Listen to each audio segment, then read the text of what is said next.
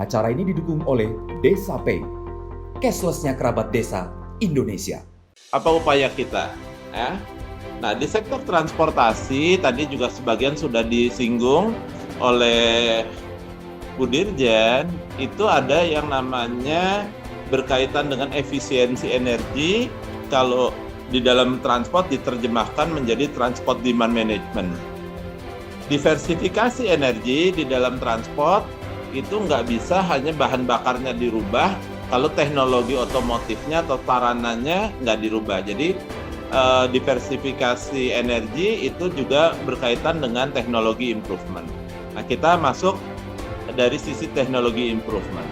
Ya, pertama di dalam Undang-Undang LLAJ, semua kendaraan yang diproduksi baru maupun berkala itu wajib uji. Termasuk wajib dilakukan uji emisi di sana. Di samping ada faktor uji teknis laik jalan, juga ada uji emisi. Nah, memang kita sampai dengan hari ini masih menerapkan standar emisi Euro 2, Euro 2. Ya, di tahun 2022 itu ditargetkan masuk standar Euro 4. Nah, ini signifikan penurunannya dari 5 gram per kilometer menjadi 2,27.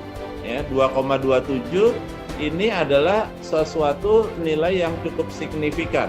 Ya, dari kalau Euro 2 emisinya adalah 5 gram per kilometer, Euro 4 menjadi 2,27. Jadi menurun 50%. Ya, ini standar emisi.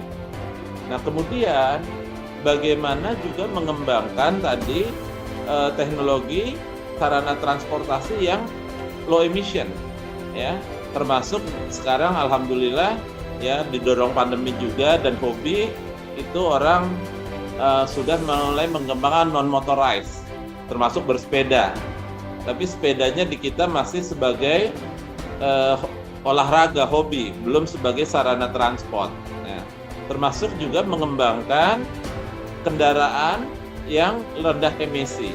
Nah, salah satunya ya kita mendorong pengembangan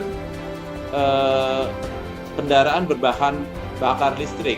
Di tahun 2019 sudah ada Perpres untuk peta jalan pengembangan kendaraan listrik berbahan dasar baterai. Ya, ini juga termasuk pengembangan EcoPort dan EcoAirport.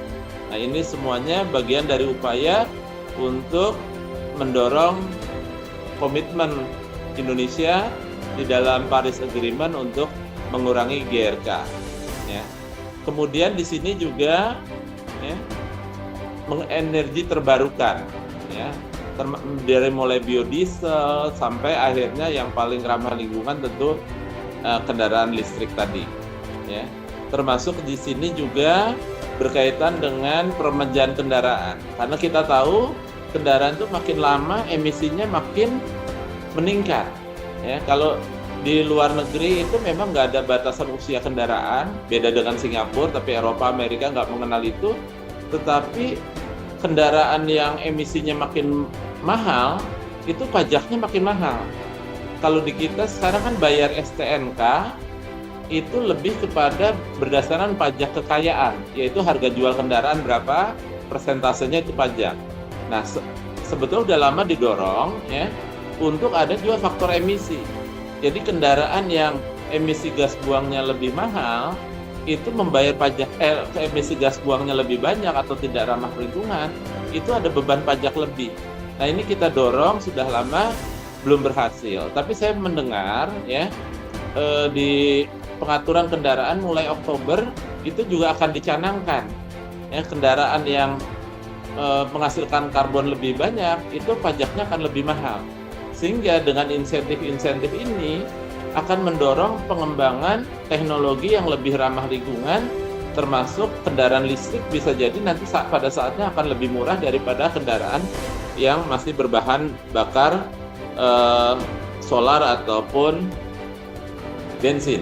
Ya, ini yang dikembangkan.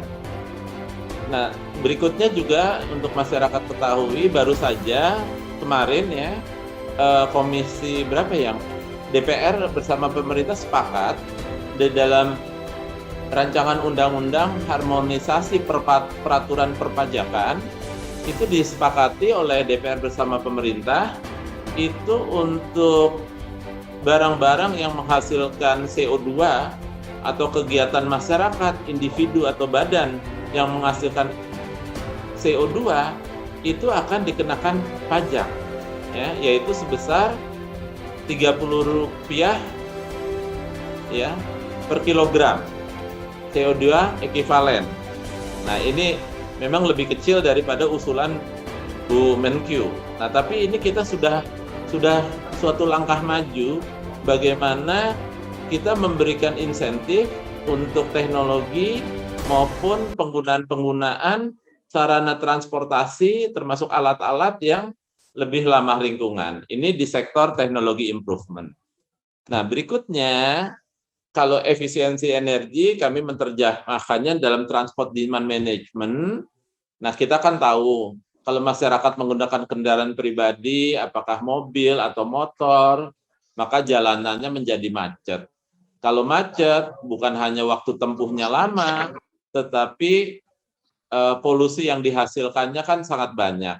Karena itu kita mendorong untuk menggunakan public transport, ya, dengan Transjakarta semakin bagus, dan Transjakarta juga akan mengembangkan mengoperasikan bus listriknya, ya, terus sarana kereta api, LRT, ya, udah semakin banyak. Nah, ini supaya public transport itu bukan hanya koridor tapi jadi networking sehingga menjadi pilihan.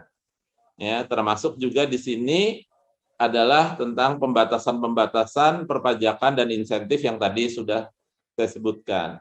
Nah, ke depan juga Bu Dirjen, kebetulan saya sekarang menjadi Wijaya Suara Utama di Kemenhub, ada salah satu peserta Diklat PIM 2, saya dorong untuk membuat rancangan peraturan Menteri Perhubungan tentang zonasi kendaraan yang ramah lingkungan, ya, zonasi untuk daerah low emission, ya, sehingga nanti di situ ada insentif buat kendaraan-kendaraan yang rendah emisi untuk memasuki daerah maupun membayar parkir lebih murah, sementara yang masih konvensional bayar parkir lebih mahal, tetapi juga bagi mereka yang nggak punya pilihan harus disediakan public transport yang baik, ya, baik kualitas public transportnya maupun fasilitas untuk first and last mile-nya sehingga connectivity-nya bisa terjadi.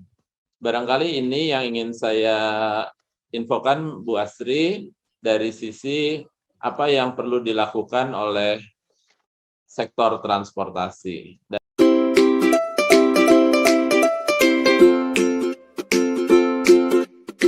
Dapatkan kabar baik dan kebaikan desa dan perdesaan hanya di TV Desa News. Unduh aplikasinya segera.